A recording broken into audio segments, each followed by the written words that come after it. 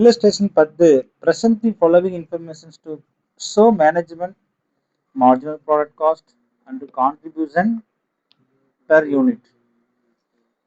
Total contributions and the profits resulting from each of the following sales mix. Product A, B, A, B. Expenses 800. Variable cost கொடுத்தாச்சு. Variable expenses are allotted to products 100% of direct wages. என்னங்க? Sales price கொடுத்தாச்சு. Sales mixes வந்து 100 unit of product A, 200 units of product B. 150 product of A, 150 product of B. 200 unit of product A, 100 unit of product B. மொத்தம் எவ்வளவு தான் வருது எல்லாத்துலயுமே? 300 தான் வரும். ஸோ என்னதான் சார் கேட்க வரான் அப்படின்னா திருப்பி நல்லா கவனிங்க. Present the follow show the management marginal product cost and contribution per unit. Management என்ன கேக்குது?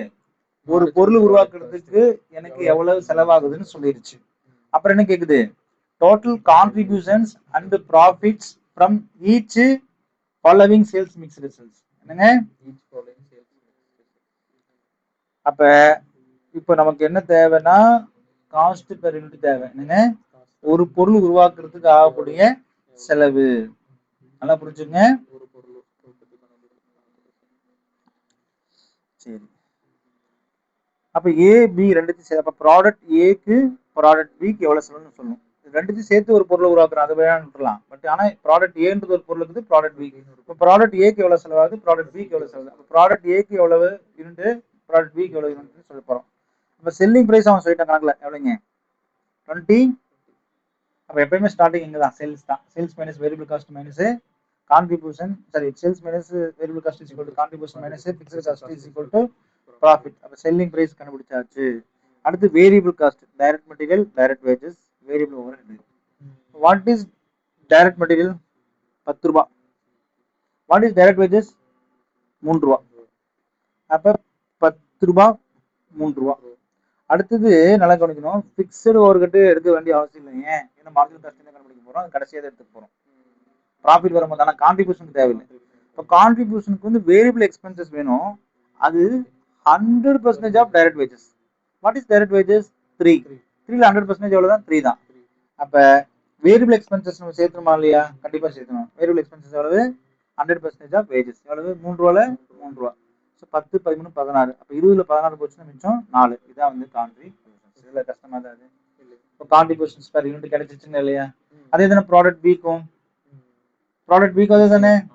ஸோ அப்போ அதுக்கு 2 ரூபா வந்துருச்சுங்களா? சரி, இது வந்து பெரிய விஷயம் கிடையாது. சேல்ஸ் மைனஸ் வேரியபிள் காஸ்ட் கண்டுபிடிச்சிங்க. அடுத்து total contribution and total profit கேட்கறேன் இல்லையா? What is total contributions? அப்ப சேல்ஸ் மிக்ஸ்ல பாக்குறோம். சேல்ஸ் மிக்ஸ்ல வந்து ஃபர்ஸ்ட் மிக்ஸ் வந்து என்னங்க? 100, 200. ப்ராடக்ட் ஏ வந்து எவ்வளவுங்க? 100. ப்ராடக்ட் பி வந்து எவ்வளவுங்க? 200. பாருங்க, ஆமா தானே? கேள்வியில பாருங்க, ஃபர்ஸ்ட் மிக்ஸ் 100 கான்ட்ரிபியூஷன் எவ்வளவுங்க? 4 ரூபா தானே. யாருக்கு? ஏக்கு. பிக்கு எவ்வளவுங்க? 2 ரூபா தானே. ஆமாவா இல்லைங்களா? அப்ப 400 ரூபா டோட்டல் கான்ட்ரிபியூஷனா? அப்ப எவ்வளவு ஆச்சுங்க? பிக்ஸ்டு காஸ்ட் எனக்கு எவ்வளவு வந்துச்சுங்க? கணக்குல கொடுத்துருந்தாங்க எவ்வளவு? 800 ரூபாய்